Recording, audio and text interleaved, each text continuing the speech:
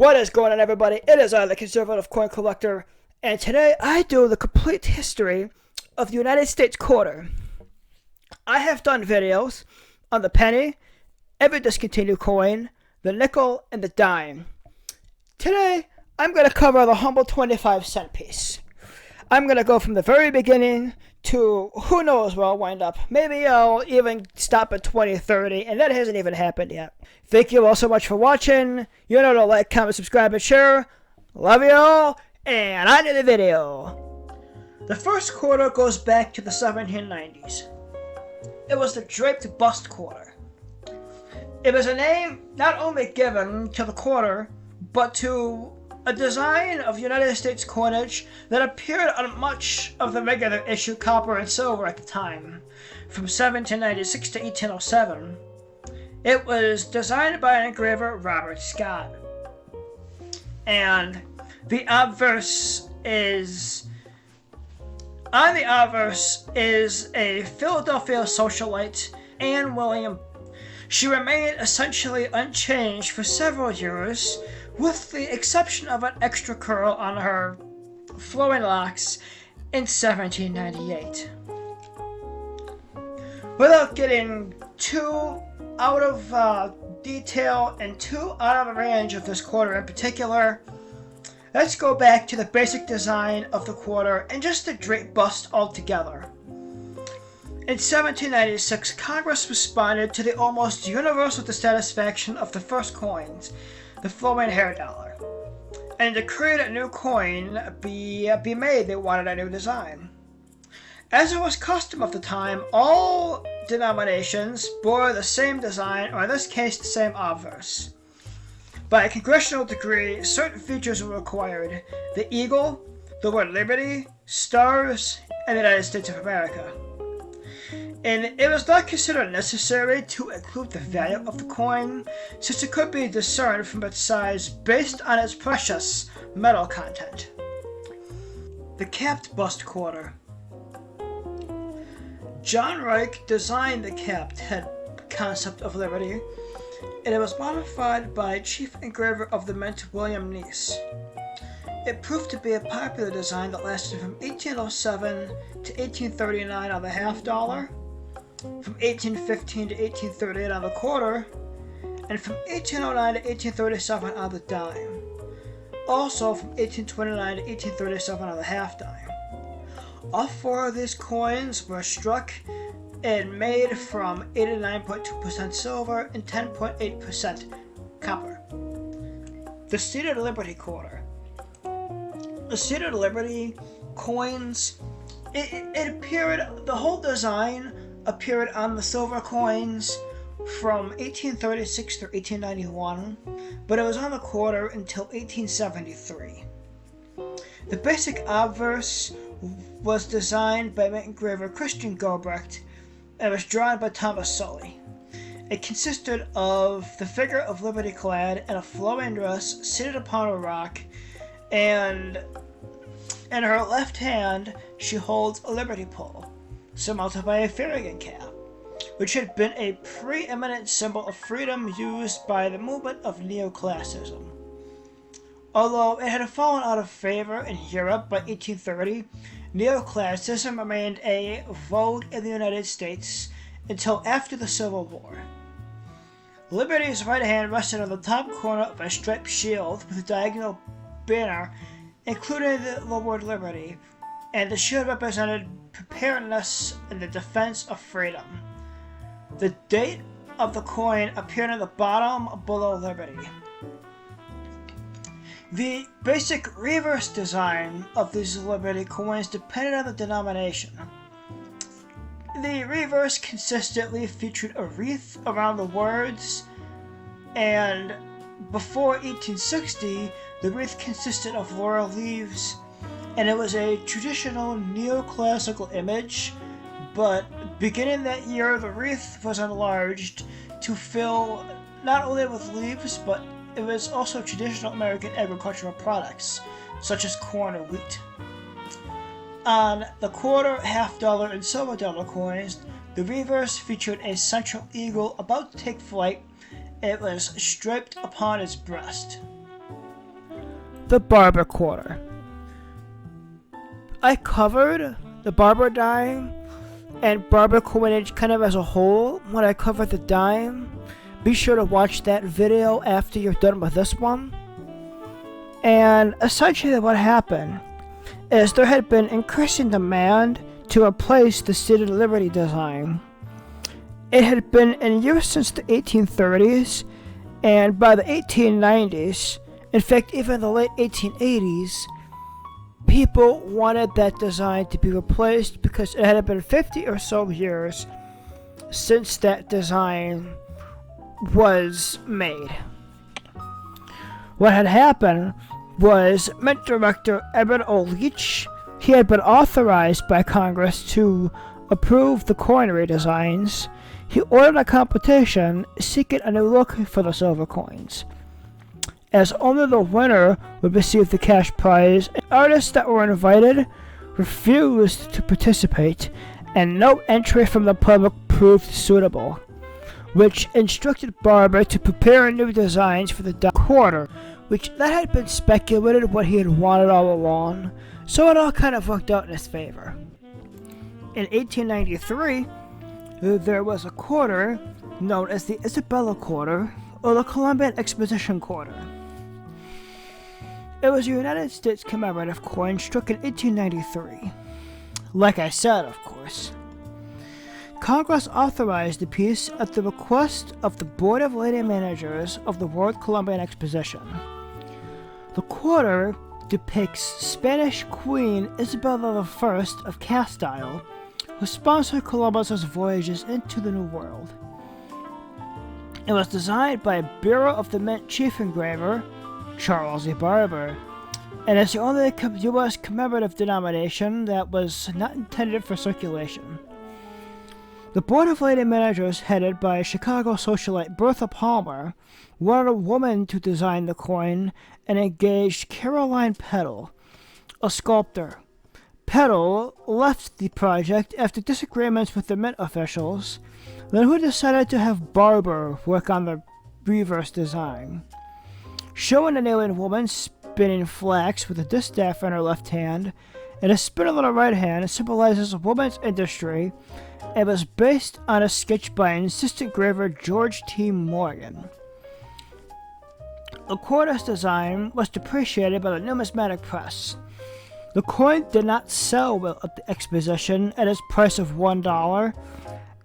It was the same for the Columbian $half. And the quarter was seen as the worst deal.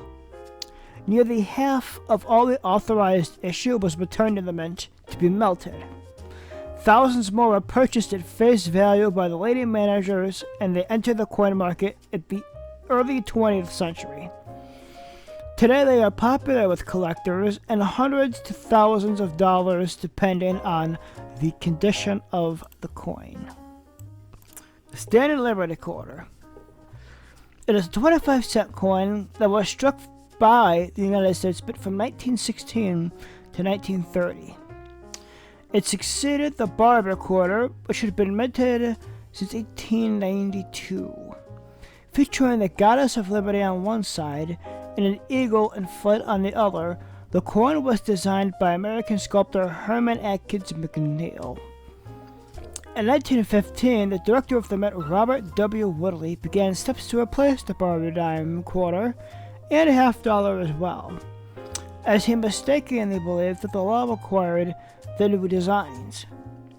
McNeil submitted a militaristic design that showed off Liberty on guard against attacks, and the Mint required the modifications to that initial design.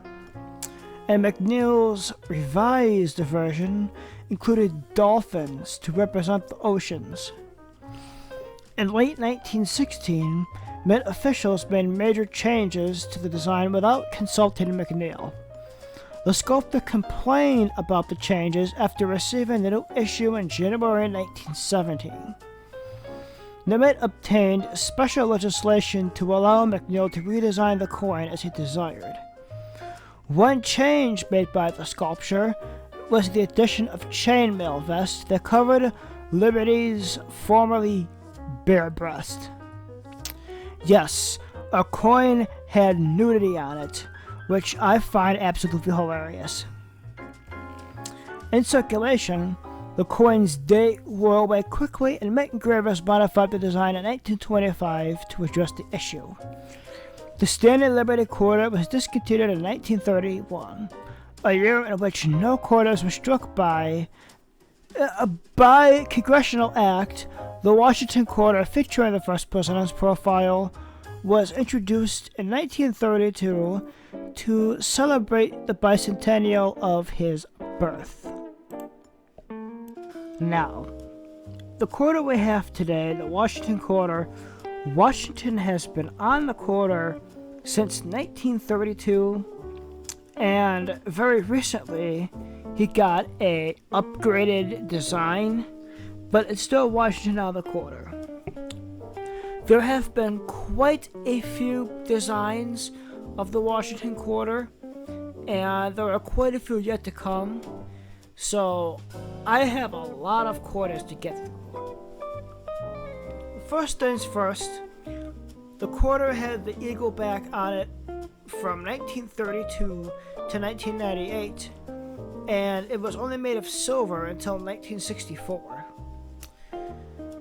Quarters got the silver removed in 1964, so did the dimes and the half dollars. But the half dollars were 40% silver until 1968, but I digress. And after 1998, what happened to the quarter? Let me tell you. In 1999, quarters began putting the 50 states on the reverse. The 50 state quarters program was started in 1999 to support a new generation of coin collectors, and it became the most successful numismatic program in U.S. history. Roughly half the population started collecting the coins in a casual manner, or as a serious pursuit. The U.S. federal government so far has made additional profits of $3 billion from collectors taking the coins in circulation. In 2009, the Mint began issuing quarters under the 2009 District of Columbia and U.S. Territories program. The Territories Quarters program was authorized by the passage of a newer legislative act. This program featured the D.C., Puerto Rico, American Samoa, Guam, the Virgin Islands, and the Northern Marinara Islands.